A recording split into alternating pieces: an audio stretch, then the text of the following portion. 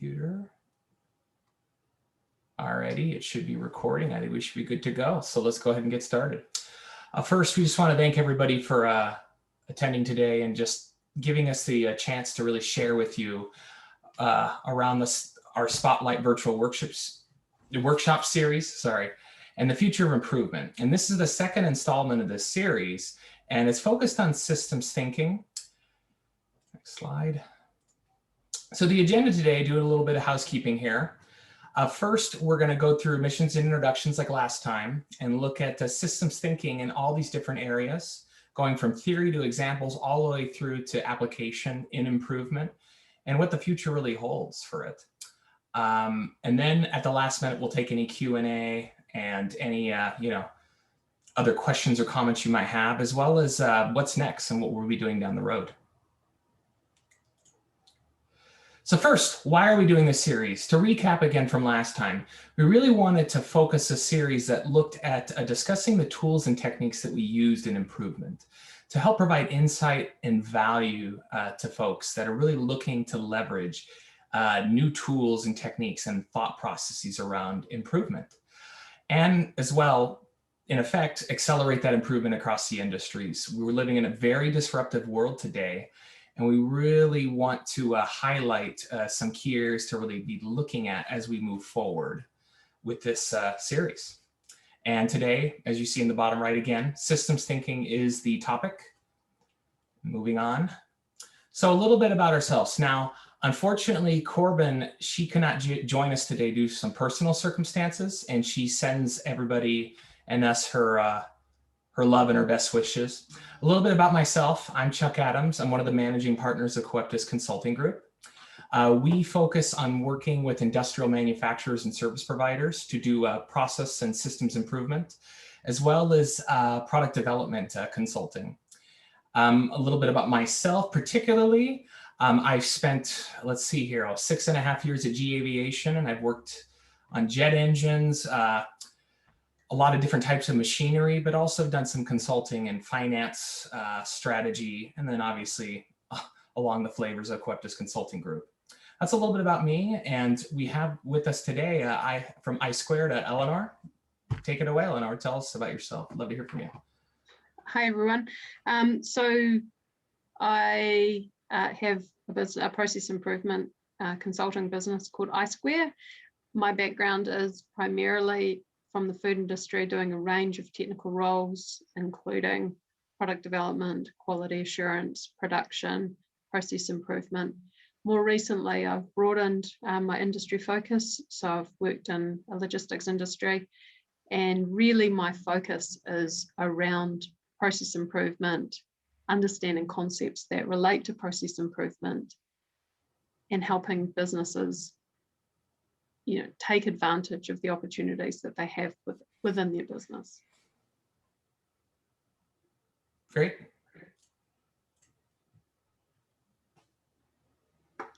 So it's a big topic.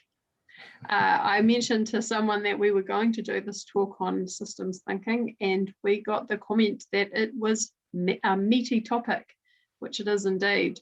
It's also has potentially lots of different ideas around it, depending on which definition you read. So we looked at 3 definitions, one by Seng in the 5th Discipline Field Book, which is about organizational systems.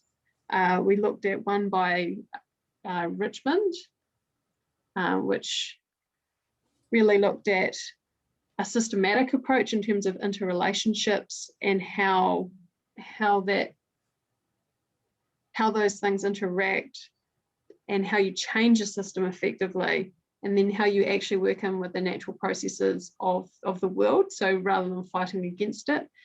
And then I also did some research by looking at I6 Sigma by an author called Rai, who really looked at how it was applied to improvement. And it really is about that holistic thinking. So there were some common themes that came out of it. So one I've mentioned, holistic thinking. Feedback loops is a big one. So Chuck and I are both engineers. I spent some glorious days at university learning about feedback loops and automation, which isn't always intuitive. So knowing about feedback loops is really helpful to understand, because then you can look at interactions over time. So there's behavior over time. There's all stakeholders. So I think sometimes we have a tendency as humans, we either overcomplicate or we oversimplify and don't take into account all of the stakeholders that we need to think about when we're thinking about a system. There's also some beautiful concepts around systems archetypes, which I'll encourage everyone to look into. I won't go into them now because there's 9 or 11, depending on which definition you read, but it's really talking about unexpected interactions and behaviors that you see when a system may or may not be functioning correctly, and what you really need to think about if you're looking at systems change or looking at systems creation. And then the last one is the flows and stops and flows. And this is talked about a lot as the bathtub model in terms of inputs, outputs, and then you have a sink in the middle or a bathtub where you're actually aggregating some of the input before it flows out. Concepts like that are really, really important in terms of then seeing that what you put in, you may not necessarily get out straight away, because there's something in the middle that's going to influence how the system behaves. So it is a big topic. We're really passionate about it. So we're just hoping that you can spend a little bit of time with us today, hearing a little bit about what we've found when we've been looking into it. Great. Yeah, I really liked the stops and flows part of it too. I think you put it really well, Eleanor. I think that stakeholders and stop and flows go really well together, those themes. A lot of times, in my experience, when you're doing things like improvement projects, people are very apt to think in bubbles, which we'll get to here in a little bit, right? And they tend to not necessarily always think about what they're putting downstream as well. Yeah, you're giving an output maybe, right, that you think is really good, and oh, that's great, but your end customer may need it differently or could use it differently or in a different format, et cetera, right? And so having that thought process around that's really important, which we'll touch on more here, but great, moving on. So I think I take over this slide, if I remember right. So systems thinking examples. Systems are all around us, just bar none, they're everywhere. And they take many different forms. And so we have a couple just very basic examples here that really highlight this. The first one is natural ecosystem, right?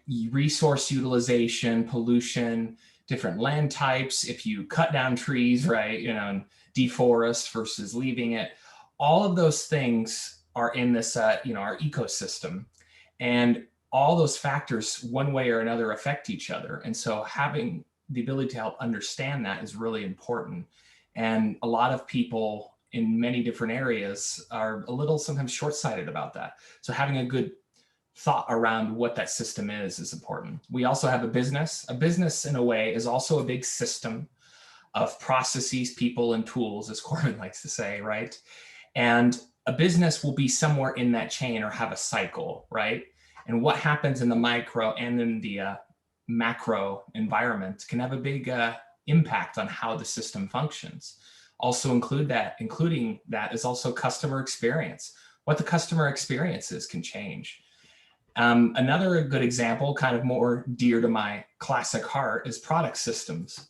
So having worked on a lot of different complex products over my career, whether it's jet engines, machinery, a little bit of locomotive work, there's a lot of systems and subsystems that interact with one another to help bring that value to the customer, whether it's going in a car or flying in a plane, right? And especially this day and age, there's a lot of sensors and feedback that you get. And so there's those feedback loops like we talked about before that help interact with that system to help it operate most efficiently. And lastly, I put in FMEA and root cause, right? A lot of times when you find issues or when you look at particular events, sometimes you have to go dig into things. And while that's a more pointed approach, when you're doing it, you do have to make sure that you account for the fact that there's a big system right here, right? And lastly, we put process down at the bottom.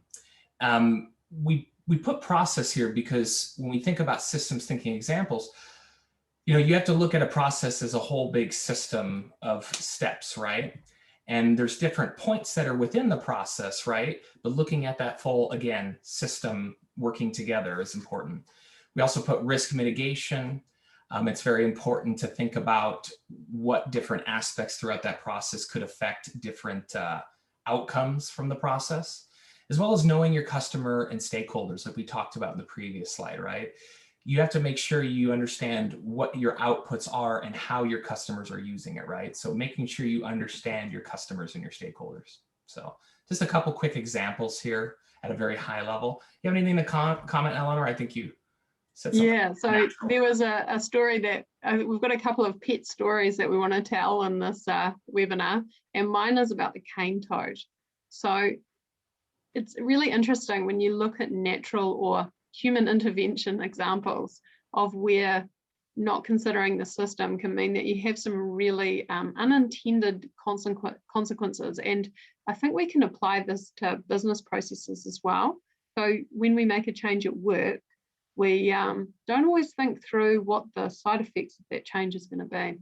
So with the cane toad was introduced into Australia to control pests on sugar cane, because sugar is a big crop in Australia. But cane toads don't have any natural predators in Australia.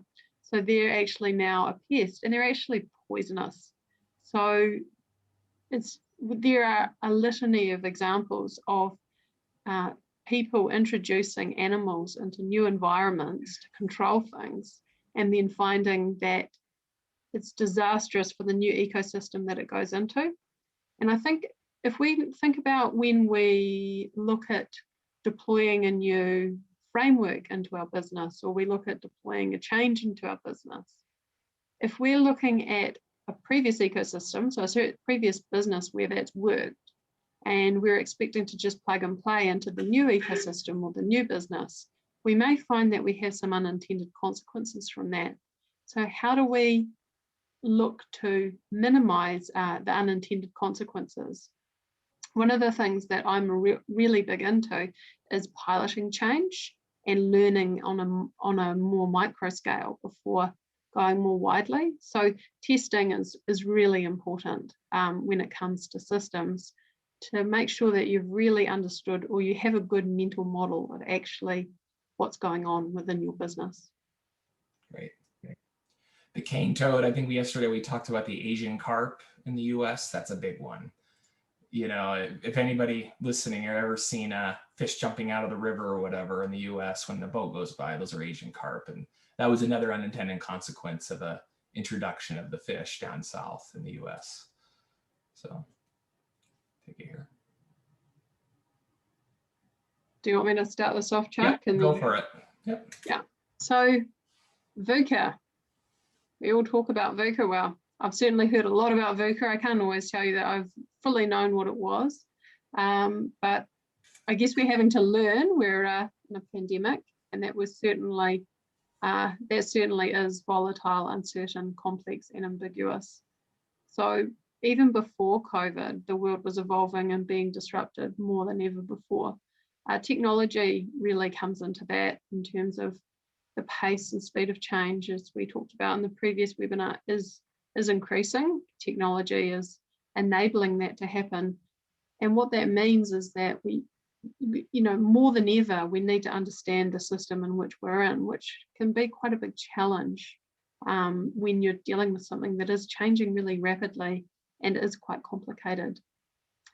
So I'll start talking about unintended consequences, but Chuck, I really think you should tell the Cobra story. But it is human nature to oversimplify problems, as I previously mentioned, and it does take discipline sometimes to try and take a step back and really think about the system that you're operating in.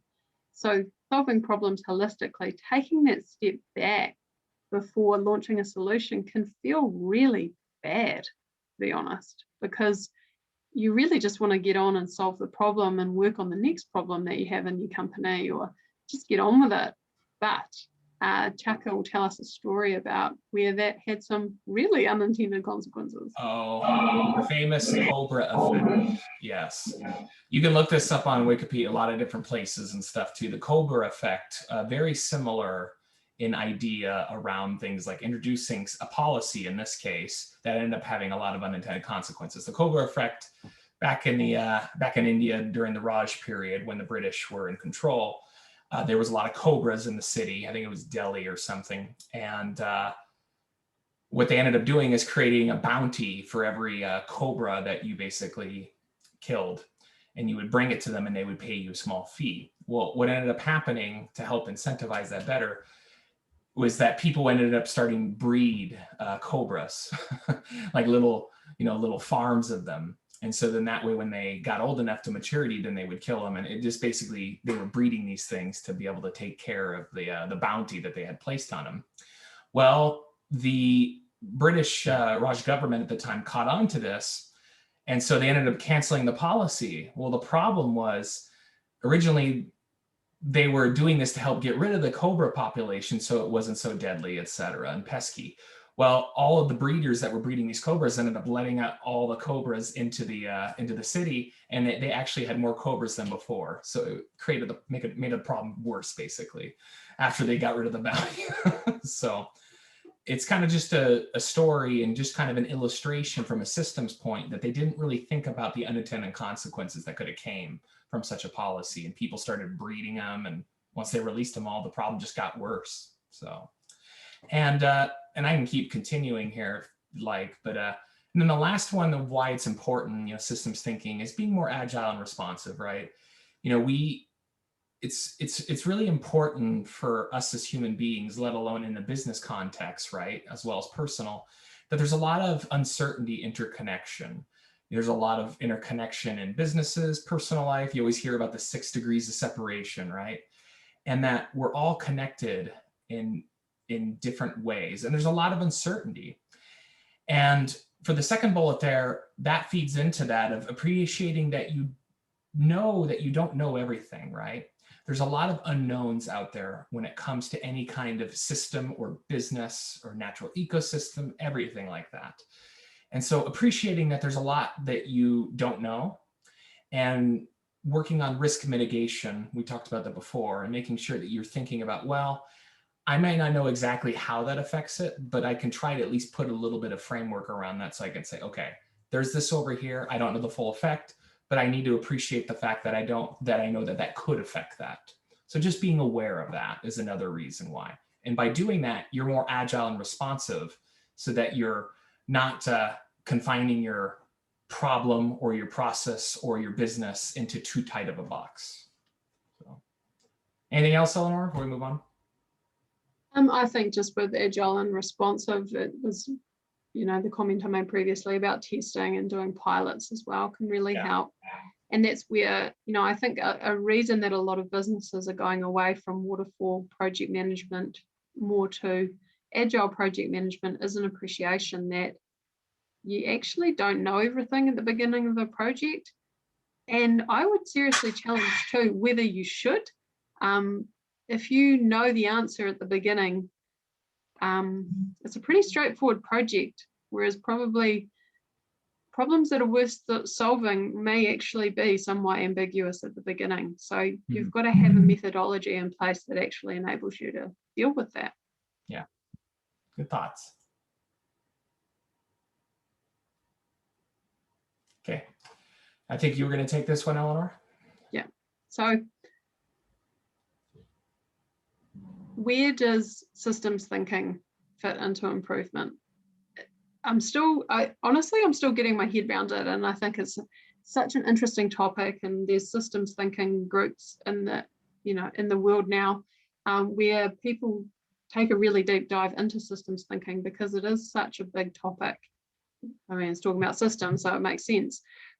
But the lessons or what you want to apply from systems thinking is things like having an appreciation of the bigger picture, that the structure that you put in place generates the behavior, So I can't quite remember the quote, but it's something about how the relationships are actually more important than the players in a way. So the relationship between the players is really going to generate a lot of what you're seeing is actually the interaction. And I think a lot of previous work really looked at the content or the what and didn't look at the connection between. So that's a really big improvement in terms of understanding that relationship. Making assumptions explicit and testing them. So we've talked about that about 2 or 3 times now. So it's obviously something that we've taken from it is really important. The other one is perspective. So having different perspectives. So one of the things, it's a really small example, but is through us doing these workshops together, so myself, Corbin and Chuck, we're actually creating a more well-rounded perspective of the topics we're trying to talk about than if we were just doing it by ourselves. You can apply that on a really big scale in terms of there's perspective in terms of what people bring, and then there's perspectives in terms of what people may not understand as well. So it's really important when you're going about change that you appreciate that people's mental model of actually how the business works may not be the same as yours, and it may be quite incomplete. And that's not something to blame them for. It's just something that we need to work together to help get that alignment. And the one I talked about before, resisting the urge to jump to quick conclusions. We have thinking, it's called fast and slow thinking, and it's about, making snap decisions. It actually can be quite beneficial for us if we need to make really quick decisions. It also saves our brain power for more important things. The issue with it is that it ties into things like cognitive bias and our understanding of how things work, what our previous experiences were. And if we don't understand the system, or we have blocks to understanding the system, it can actually have some pretty bad side effects if we don't really pay attention to when decisions are quite important. Anything to add, Chuck? No, I think you hit on it very well. I really liked the make the assumptions explicit and test them. Coming from our core engineering backgrounds, right? One of the things that you're taught a lot in school, at least I was, is any big assumptions that you make, you have to make that very explicit when you're solving your problem. It's hard because we make assumptions about things every day, whether they're right or wrong, and that feeds into, Thinking Fast and Slow. Good book, by the way, Kahneman, very good book. But making that very, like I said, just making that explicit and upfront is very important, especially when it has such a major effect on potentially a system or a product or a process, right? A lot of times that'll then flow down, right, through the whole system, and that could affect everything. And so I think that's very good that you touched on that. And I do like perspective. Again, it's what I love about doing this with you, Eleanor, and with Corbin, if she was here today, but she sends her love again. But that having all those diverse perspectives just makes us better, I think, about how we think about a system, especially in the context of improvement, right? We don't want to make improvement in a bubble, for sure. So great. Well, lastly, kind of looking at the future of improvement with regards to systems thinking. There's a lot of disruption, like we talked about before, that's starting to happen, right? And there's really 3 areas that we wanted to focus on when it comes to the future. So the first one had to do with leadership and management, right? As the world becomes more disruptive, it's going to be very important that we improve our responsiveness in a VUCA world. More volatile. I mean, look what COVID did, and everything is just completely turned on its head. And so for leadership and management, it's going to be very important to structure your businesses and processes and systems to the point where you can be much more responsive to what happens in the micro and in the macro context. Also, empowerment and mutual appreciation. So empowering the right people in the right places at the right time is also going to be very important going forward when it comes to things such as improvement and beyond. And mutually appreciating what people do in each of their functions and each of their different silos, right? So that you can, again, serve them as they serve you the best that you could possibly can. The second area is techniques, and what can we do and what should we look for in the future for systems thinking with improvement. Second thing is applications of system thinking methods. So there's a lot of different types of models out there, but overall, they do a great job of helping you think holistically again about a problem or a system or how a process works. And really dialing in again, thinking more holistically about what's going on in a business environment and beyond. And lastly, technology. That's a big cornerstone, I think, of at least our firm, and I'm sure it is for you, Eleanor, as well, that technology is being very disruptive, and it can enable us to do better systems thinking, at least in the improvement context. Some of the good examples that are out there include edge and cloud computing. So being able to process data as it is and getting that information back to whoever the end user is so that they can look at the feedback loops or what the system is doing and behaving more generally and more specifically as needed, as well as machine learning and artificial intelligence. And there's other technology out there as well. These technologies are growing very fast with their usage and just with their capabilities. And I truly do believe that they are going to really influence how we view systems, especially with artificial intelligence. You know, you see the movies, you see the articles around machines and artificial intelligence taking over more and more of, how do I say that? More of what humans at least do for the time being, right? And what a machine can do better than a human can do many times, at least from a numerical standpoint, is understand those relationships better. So leveraging that technology so that we can understand systems thinking, especially in the context improvement, is going to be really important. So that's my take. Anything to add, Eleanor? No, I think you covered it really well. I had a thought, unfortunately it's gone, so my system is not working so well. But for me, that leadership and management piece is really important. And, you know, really touching on that empowerment piece, I think one of the things in traditional hierarchical businesses that catches people out is that the people who are operating the machinery on the floor or making those day-to-day decisions actually have a completely different mental model of how the business works than maybe someone more senior in management. And actually both viewpoints are valid, but it's really important to make sure that you capture that feedback from the people that are actually operating the systems and actually immersed in the systems all day long. And that's what I've seen sometimes. And I think there's more appreciation of moving away from that really hierarchical command and control type style, but that there's actually good systems thinking reasons why you need to be able to have that ability to really get the feedback from the team who are operating the machinery, who are doing the day-to-day work, the people who are interacting with customers, is because their understanding of how the systems work is vital information and also completely different from someone who's removed more from the process. Yeah, it's a good point. Well, I think that wraps it up. If I remember right, yeah, that's it. I think we got it into about 30 minutes this time. I feel proud right here. Very high level with systems thinking.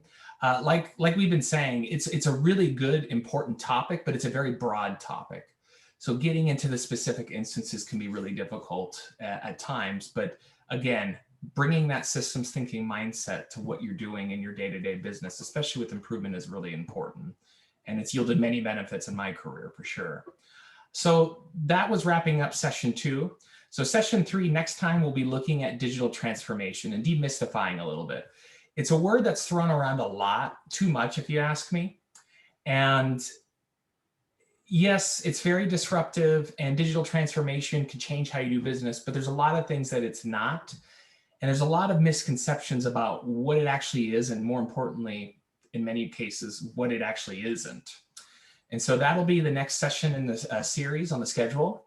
And then the last one will be data, opportunity or waste. That'll be a fun topic because how many times have we gotten unneeded data? So I'm looking forward to both of these, but I really am looking forward to the last one there.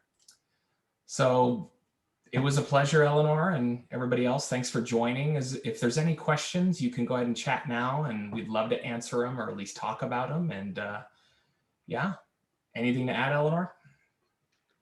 No, I'll probably just have a starting question for you, Chuck, if that's all right.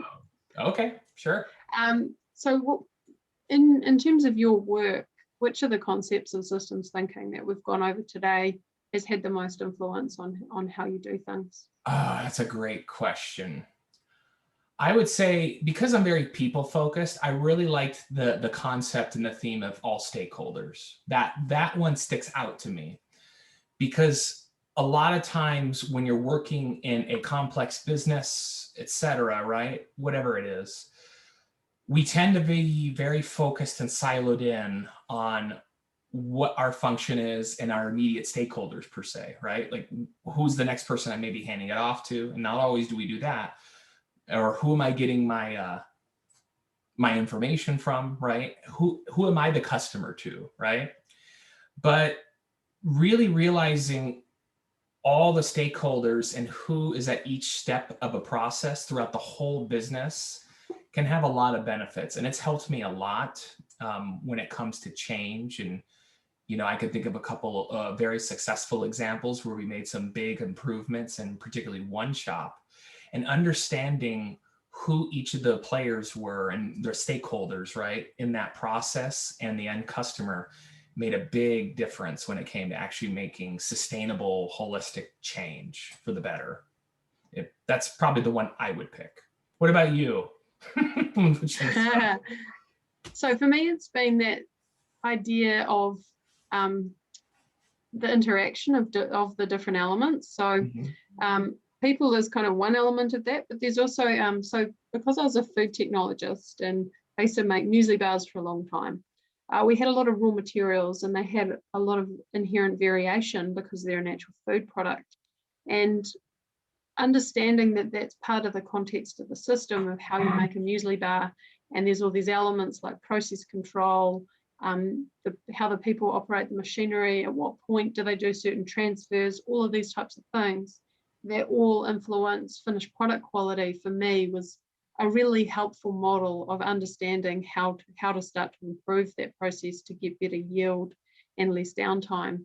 And so for me, that appreciation of all the different elements that build together and help a product operate effectively is really important in terms of problem solving. And it's where having a diverse team to solve problems operationally is really useful, because I don't know as much as a maintenance engineer does about specifically how the equipment operates or what types of failures we're going to get mechanically that are potentially going to influence the finished product quality and productivity as well. So for me, it's really that it does involve people, and it also involves just an appreciation of actually what the system looks like, of what you're actually trying to do. Great. Thanks for the input. That's very interesting. I like that. The experts, there's, whenever you're running a business or a process, right, there's just so much complexity in a lot of it in many different industries. And getting those right, the experts that you need in the right place at the right time is very, very important. I don't know how many times I've had well, somebody used to be able to run that machine or knows everything about it, but they left the company. I was like, oh, burn. So totally understand that, for sure. Well, I don't know if we have any questions, or I'm looking here, but if we don't, I think we can go ahead and wrap it up and call it. So, well, it was a pleasure. Thanks again for attending, everybody. And for those that are going to watch the recording, we'll be putting out the recording here, I think, pretty shortly. We usually try to turn it around within a day. I think on the next page, we might have contact details. Yes. Oh, yeah. I should probably do that. And then if you want to contact us directly, you can contact us at the information below. And for reference, and anything else, Eleanor, I think we're good to go. No, thanks. Thanks for logging in. Yeah, it was a great session with you, Chuck. Looking forward to the next one. Definitely. All right, signing off. I'll stop the recording now.